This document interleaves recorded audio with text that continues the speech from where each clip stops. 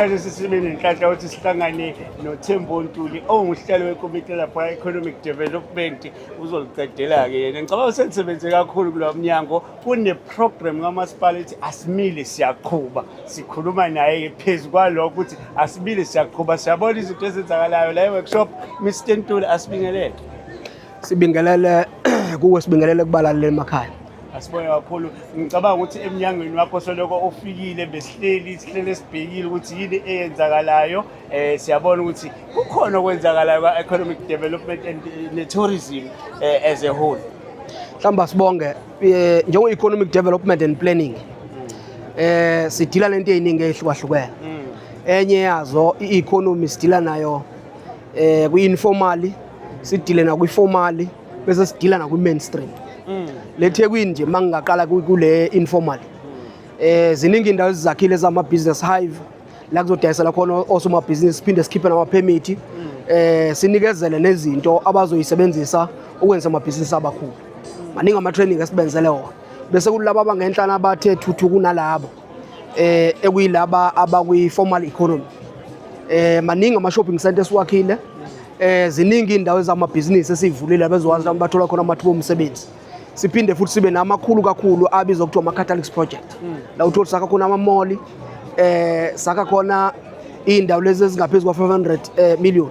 Uningi esikwenzile okunye kwako nayi ilokhuza lapha ngasenhla i-mall lese eDurban North, Oceans Mall. Mawusuka kuyo uya ngala eWest nayo iWest Ham. Mawunyuka la ngaphezulu uya ngase-airport. Sinenye nje i-project lapha ka-24 billion esisanda ukuthi siyilaunche esisebenza khona. Masiya ngapha eSouth sikhuluma ngento yakoToyota. uToyota nje kungensuku zingakanani kade siyilauncha khona into yokuqala i-project ka-10 billion kuyaphezulu. Maningi amanye kakhona la ngaphakathi nokulungisa amahhotela la ethe khona mangabe sikhipha itender sithi amahhotela kufanele alungisiwe.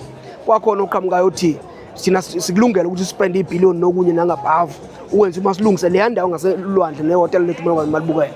So Mr Ntuli, I'm sorry to interject, but lokho kusuchini kuchaza ukuthini kuleyo mphakathi ensukwini akakhona lama-mall, because ngathi ithanda ukuhambisana nomsebenzi namathuba omsebenzi losho khona ukuthi niyaqhuba. Into ebaluleke kakhulu uma ngabe sakha imall kukhona amathuba esiwakhayo.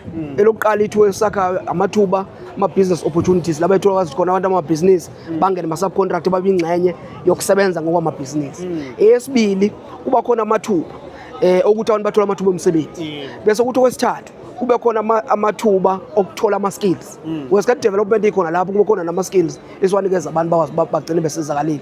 Ngaphezu kwalokho-ke la mabhizinisi amancane wonke siyawadevelopha ngasifuna ngeyilanga kuze i-economy yaseThekwini ibonakala. Kunama-training amaningi esiwenzayo. Eyokuqala nje i-training esiyenzayo khona la eMkhumbane. La sitraina khona abantu abasha ngobuchwepheshe, la sitraina khona abantu bomphakathi benza into ama-furniture, la sitraina khona abantu benza ama-detergent ngala eNorth, nokuningi okunye ukutrain esikwenzela abantu bakithi. Ngikhuluma njengamanje sibhizi nento ukuthi sifuna ukwenza kube formally into yama-salon. La sifuna ama-salon akithi akwazi arejistwe khona uzokwazi ama-salon mabo khona into yokubenefit i-government benefit, but at the same time ama-salon akithi abingxenye na ukwazi ukuthi kumasipala alekelele bese siwakhela nayo indawo zokusebenzela kuze uhulumeni abingxenye yokusiza lawo mabhizinisi. Maningi amabhizinisi esiwasizayo ngokuhlukahlukene. Enyangeni nje lesi kuyona sithi tourism month. Kade silapha sivula into ethi njoba kuzoqala uyilokhuzi isama season njengamanje ufuna abantu bakithi basondele bezokwazi ukubona ezokungcebeleka, bezokwazi bazobingxenye ungena into ezomabhizinisi, bazokwazi ukubasondela ulwandle, bezokwazi ukubasondela eShaka Marine, bezokwazi basondela into eziningi esinazo la eziphathi ye-tourism. Khona ngisho ngaphandle kweTheku othola ukuthi kuzona njenga la uhambe uyobona ilwane, khona ezinye umoya kuzona uhambe uyokwazi ukuthi uyijabulise nje ukwazi ukubona izwe indaba ehlukene ngayo indaba yaseThekwini. Kodwa inhloso yethu kakhulu asimile siyaqhuba senza abantu bakithi ukuthi babone into eziningi eziseThekwini ngaphakathi ezizobajabulisa. Asimile siyaqhuba sithemba ukuthi nangomhla ka-4 given a chance by ama-masses aseThekwini nizokwazi futhi ukuqhubeka lithi asimile siyaqhuba. hayi umhla ka4 usuku nje lokuthi sikwazi ukuthi nje South Africa kuyoshaya izitembu kodwa thina siyasebenza sengabe kwenza iphutha abantu bakithi mabayekhohle umsebenzi sisozile mningi kakhulu ngiyabonga Asibonge kakhulu Mr Thembo Ntuli. Asithemba ukuthi sizophinde silithole elinye ithuba lokuthi sikhulume naye ngesikhathi esizayo esekhona emkhandlweni wethu ngoba kufuneka angibambe lapho ngenxa yesikhathi asibonge. Hayi ngiyabuya. Cishe kakhambe.